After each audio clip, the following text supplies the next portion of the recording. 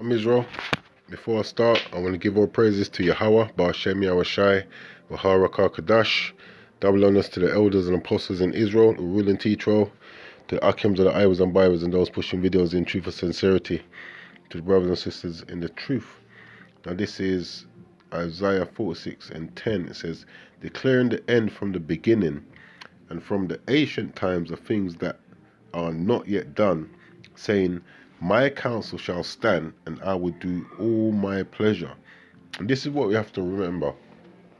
The Most High ain't called the Almighty for no reason. The scriptures lets us know what his plans are. A lot of our people want to ignore the scriptures because they're having a good time in Esau's kingdom and believe that just like Esau, this kingdom will go on forever. But there's an end to this kingdom, and this is what we have to take notice of. The scriptures are speaking, and it will be wise for us to actually take heed. Now, those of us in the truth,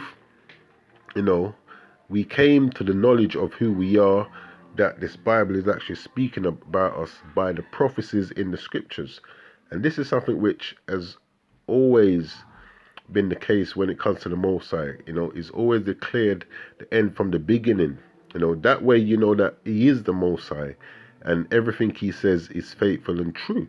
So one of the things that the scriptures do speak about, this is give me a second, this is Joel chapter 3, and it's lucky if you can hear the noise in the background. That's the neighbor that next door playing his music. But it says Joel 3:9, proclaim ye this among the Gentiles, declare war, wake up the mighty men, let all the men of war draw near, let them come up.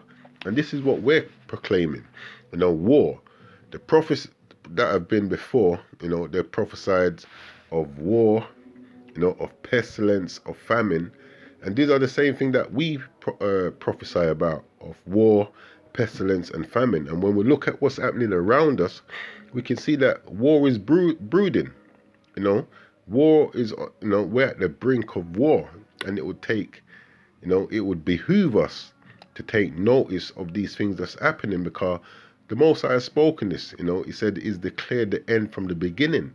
So there's no reason really why we should not know, why we should be ignorant as a people. Now this is a video I want to play. Hopefully it goes through okay. This is on RT America. Yeah. 5 days ago. It says US, UK encircling China. China fires back. Now I'm going to play this video here quickly. Hey, welcome back. I'm Rick Sanchez. So glad that you are there.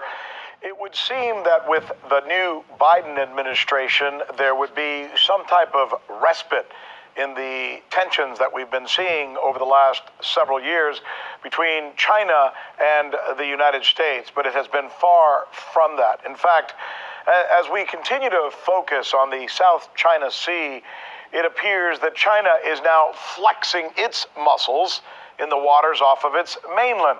Why?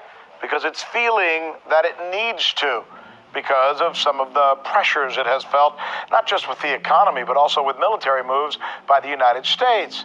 Both the UK and the United States have been sending warships in the direction of China.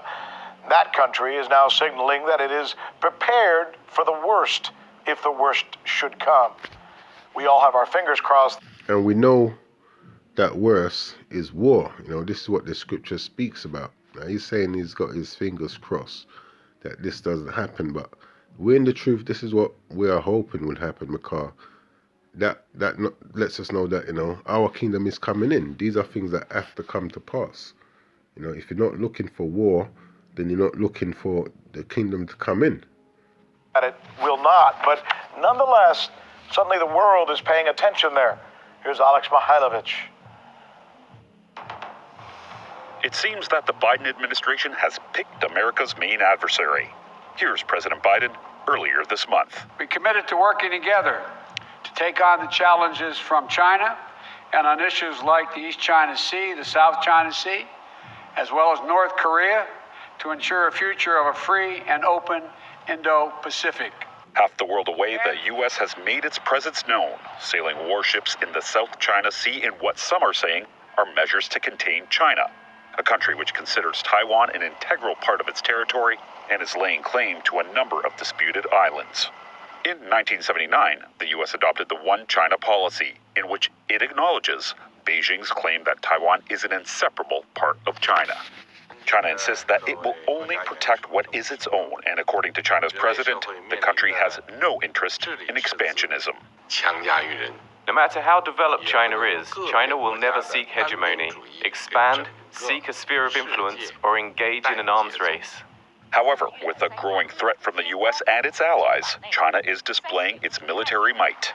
Over the weekend, President Xi showed off the latest in China's naval arsenal. Some of the newest assets include an amphibious helicopter carrier, a nuclear submarine, and a guided missile cruiser.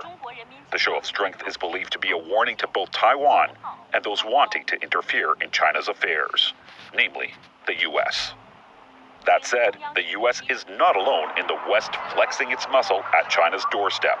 The U.K. has sent an aircraft carrier as well as other warships towards China. The U.K. Defense Secretary has said, "When our carrier strike group sets sail next month, it will be flying the flag of global Britain, projecting our influence, signaling our power, engaging with our friends, and reaffirming our commitment to addressing the security challenges of today and tomorrow." And these security challenges that they're speaking about, at the end of the day, it's just Esau trying to hold on to the power that he has. You know, this is his kingdom, and he's putting a lot of work to get to where he is in this kingdom. And the last thing he wants is other nations trying to rise up and take him down, because that's what Esau's always done. He's always flexed his power, his might, to keep these other nations in bay. And he was given that power, you know, from the Most High. It says